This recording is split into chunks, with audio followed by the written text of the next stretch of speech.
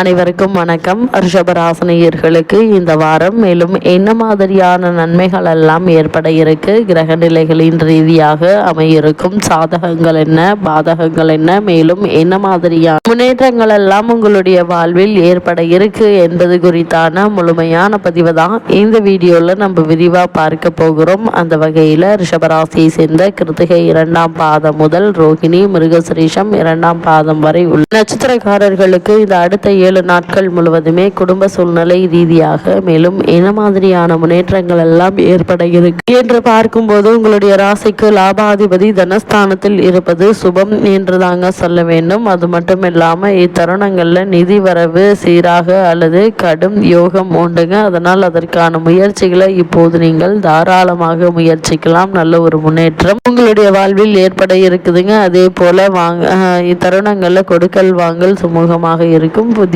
வீடு வாங்கும் அல்லது கட்டும் யோகம் உண்டு என்பதால் அதற்கான முயற்சிகளை இப்போது நீங்கள் தாராளமாக முயற்சிக்கலாம். நல்ல ஒரு முன்னேற்றம் ஏற்பட இருக்கு. அதே போல் ராகு சனியினுடைய சஞ்சாரத்தால் புதிய விற்பனை யுக்திகள் உங்களுக்கு கிடைக்க இருக்குதுங்க. அதனால் லாபம் அதிகரிக்க இருக்கு. ரிஷபராசினியர்கள் போட்டித் தேர்வுகள்ல வெற்றி பெற இருக்கீங்க. கூட்டு கிரக யோகம் உங்களை வழி நடத்தும் என்பதால் அதற்கான முயற்சிகளை நீங்கள் தாராளமாக மேற்கொள்ளலாங்க. அதே போல வேலை மாற்றங்கள் பயன் உண்டுங்க. அதற்கான முயற்சியை மேற்கொண்டு வரும் ரிஷபராசினியர்களுக்கு நல்ல ஒரு முன்னேற்றம் ஏற்பட இருக்கு. கூடுதல் பணவரவுக்கு வழிபிறக்கும். ரிஷபராசியை சேர்ந்த ஒரு சிலருக்கு ஊதிய உயர்வு, பதவி உயர்வு, உத்தியோகத்தில் சில சலுகைகள் ஆகியவை கிடைப்பதற்கான சாத்தியக்கூறுகள் நிறைந்த ஒரு தருணமாக தான் இக்காலகட்டம் அமைஞ்சிருக்குது என்பதை கிரக நிலைகள் மீண்டும் மீண்டும் தெளிவுபடுத்துது. அது மட்டும் இல்லாமல் ரிஷபராசினியர்களை பொறுத்த வரைக்கும் கர்மஸ்தானத்தில் சுக்கிரன் இருப்பதால் பெண்கள் விஷயத்தில் கவனமாக இருங்க. செவ்வாய் உங்களுடைய ராசிக்கு 9 நிற்பதால் தந்தையோடு வாக்குவாதம் செய்ய வேண்டாங்க. வீண் கோபதாபங்கள் வேண்டாம். கணவன் மனைவி உறவுகள்ல ஒருவருக்கொருவர் விட்டு கொடுத்து அனுசரித்து நடந்து கொள்வது மிக மிக நல்லதுங்க. அதே போல வீண் கோபதாபங்கள் வேண்டாங்க. இத்தருணங்கள்ல மன அமைதி குறையும். அதனால் கூடுமான வரைக்கும் உங்களுக்கு எங்கு அமைதி கிடைக்குமோ அங்கு சென்று தியானத்தை மேற்கொள்ளுங்க. அதே போல் பிறர் குடும்பத்தில் மூக்கை நுழைக்க வேண்டாம். மற்றவர்கள் சொன்னாலும் அவற்றை பற்றி நீங்கள் அசட்டை செய்து கொள்ள வேண்டாங்க. நீங்கள் உங்களுடைய வேலை ஒன்று என்று இருப்பது நல்லது. அதே போல் ரிஷபராசினியர்களை பொறுத்தவரை உங்களுடைய ராசிக்கு விரையாதிபதி உச்சம் பெற்று இருப்பதால் செவ்வாய் செலவுகளை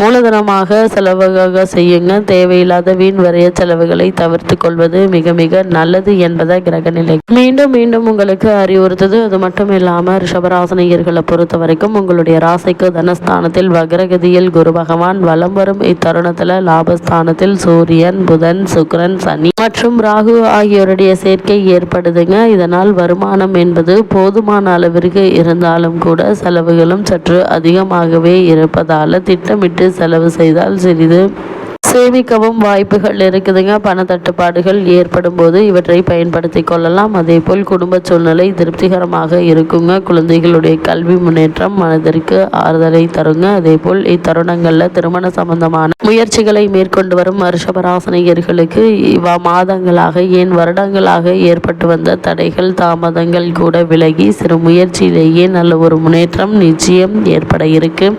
இருந்தாலும் கூட வரனை பற்றி தீர விசாரித்து ஆராய்ந்து அதற்கு பிறகு வரனை நிச்சயிப்பது எதிர்கால வாழ்க்கைக்கு மிக மிக நல்லதுங்க. இத்தருணங்களில் சிலருக்கு வெளியூர் பயணம் ஒன்று தவிர்க்க இயலாதவையா அமையிருக்கு என்பதையும் கிரக நிலைகள் மீண்டும் மீண்டும் உறுதியளிக்குதுங்க. ரிஷபராசியை சேர்ந்த உத்தியோகஸ்தர்களுக்கு மேலும் என்ன மாதிரியான நன்மைகள் எல்லாம் உங்களுடைய வாழ்வில் ஏற்பட இருக்கு என்று பார்க்கும்போது உத்தியோகஸ்தானத்தில் 5 கிரக சேர்க்கை ஏற்பட்டிருக்குதுங்க. பொறுப்புகளும் வேலை சுமையும் அதிகமாகவே இருக்குங்க. அதே போல் தசாபுக்திகள் சுபபலம் பெற்றிருக்கும் பட்சத்தில் காரணமே இல்லாமல் மறுக்கப்பட்டு வந்த பதவி உயர்வு நிச்சயம் ஒரு சிலருக்கு கிடைக்க இருக்குதுங்க. இடமாற்றத்திற்கான விருப்பம் தெரிந்தவர்களுக்கு நீங்கள் எதிர்பார்த்தபடி இடமாற்றமும் கிடைக்க இருக்குதுங்க. பலருக்கு வெளிநாடு சென்று அங்கு பணியாற்றும் வாய்ப்பும் கிடைக்க இருக்குதுங்க. தற்காலிக பணிகளில் உள்ளவர்களுக்கு பணி நிரந்தரமாக இருக்கு. ஏற்கனவே அந்நிய நாடுகளில் வேலை பார்த்து வரும் அன்பர்களுக்கு சில புதிய சலுகைகள் கிடைப்பதற்கு வாய்ப்பு வாய்ப்புகள் உள்ளதா கிரகநிலை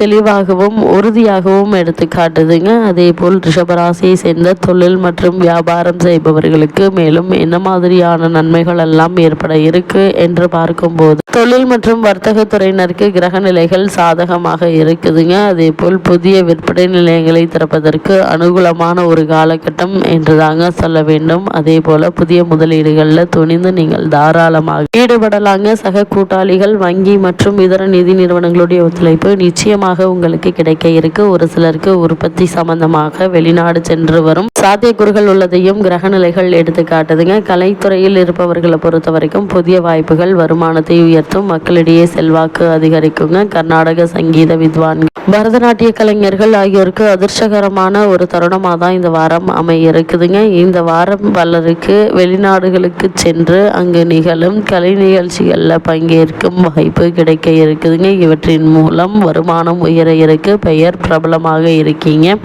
உங்களுடைய நிதி நிலைமையை ஸ்திரப்படுத்தி கொள்ள அனுகூலமான ஒரு வாரமாக தான் இந்த வாரம் அமைஞ்சிருக்குது என்பதை கிரக நிலைகள் மீண்டும் மீண்டும் உங்களுக்கு உறுதியளிக்குது. அதே போல் இந்த தருணங்களை பொறுத்த வரைக்கும் ரிஷபராசியை சேர்ந்த அரசியல் துறையினருக்கு மேலும் என்ன மாதிரியான நன்மைகள் எல்லாம் ஏற்பட இருக்கு என்று பார்க்கும்போது அரசியல் துறையை தனது பிடியில் வைத்து கொண்டுள்ள சுக்கிரன் அவர் இந்த வாரம் முழுவதுமே அனுகூலமாக வலம் வருவதால் கட்சியில் உங்களுக்கு செல்வாக்கு உயருங்க. மேல்மட்ட தலைவர்கள் உங்களுடைய ஆலோசனைகளை ஏற்றுக்கொள்வாங்க. அதே போல உங்களுக்கு மக்களிடையே ஆதரவு பெருகும்.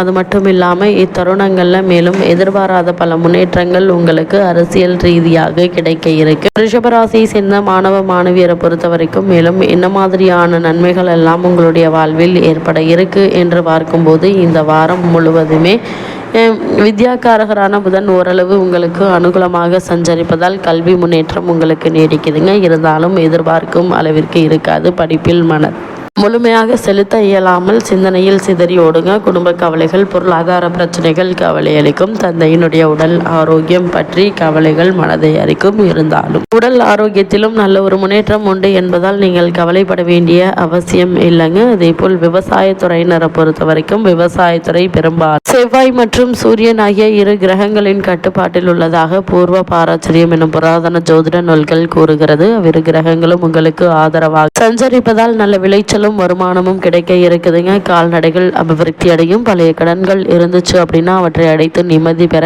ஏற்ற ஒரு காலகட்டமாக தான் இக்காலகட்டம் அமைஞ்சிருக்குதுங்க. அதே போல இத்தருணங்களை பொறுத்த வரைக்கும் தசாபுக்திகள் சுபபலம் பெற்றிருக்கும் பட்சத்தில் புதிய விளைநிலம் வாங்கும் யோகம் இருக்குதுங்க. குறித்த காலத்தில் மழை பொழியும். நவீன விவசாய வசதிகள் நிச்சயம் உங்களுக்கு கிடைக்கும் என்பதால் நீங்கள் கவலைப்பட வேண்டிய எந்த ஒரு அவசியமும் இல்லைங்க. அதே போல் இந்த தருணங்கள்ல பணத்தை சிக்கனமாக செலவு செய்யும். சிறு விஷயங்களுக்கெல்லாம் கணவன் மனைவியிடையே வாக்குவாதம் வேண்டாங்க. நெருங்கிய உறவினர்களிடையே சற்று விட்டு கொடுத்து அனுசரித்து நடந்து கொள்வது மிக மிக நல்லது. அதே போல் இத்தருணங்களை பொறுத்த வரைக்கும் கிரகநிலைகள் ரீதியாக கூறப்படும் பரிகாரம் என்ன என்று பார்க்கும்போது இத்தருணங்களில் தினமும் சுமார் அரை மணி நேரமாவது அருகில் திருக்கோவில் ஒன்றிற்கு சென்று தரிசித்துடுவாங்க. எண்ணற்ற நன்மைகள் உங்களுடைய வாழ்வில் நிச்சயம் ஏற்படும்.